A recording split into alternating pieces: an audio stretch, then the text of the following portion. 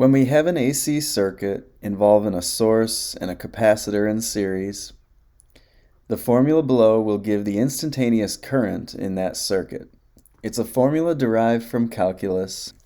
It involves the angular frequency of oscillation, the capacitance of the capacitor, also the maximum voltage on the source, and the cosine of omega t.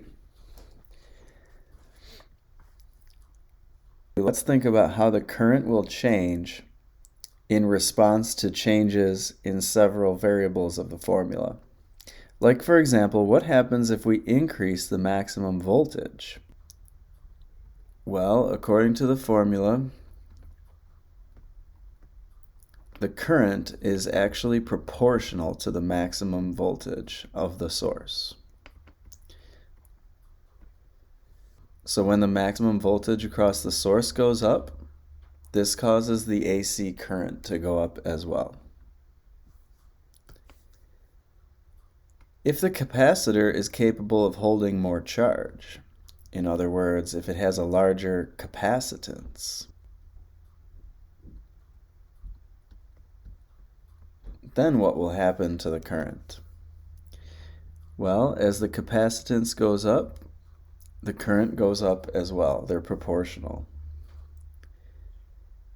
What if the angular frequency of the voltage source goes down?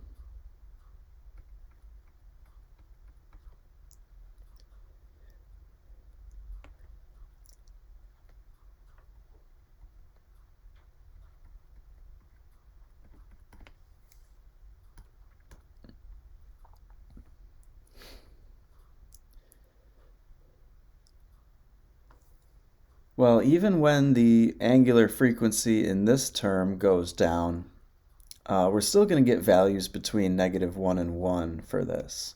So that's not going to change the amplitude of the current itself. However, this term out front of the cosine, when that one goes down, then the current magnitude goes down as well.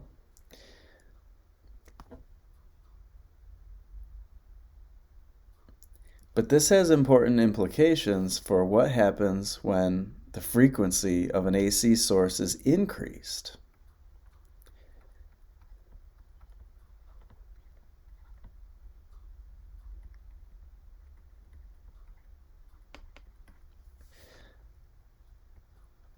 Omega is 2 times pi times f. So when f goes up, omega goes up. And if omega goes up, then the current goes up as well. This can create a situation like a short circuit if the frequency of the oscillator becomes high enough. So you might think, how could a capacitor create a short circuit?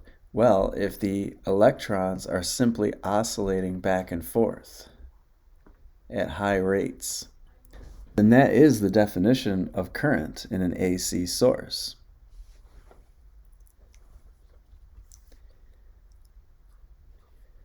So there will be a short circuit.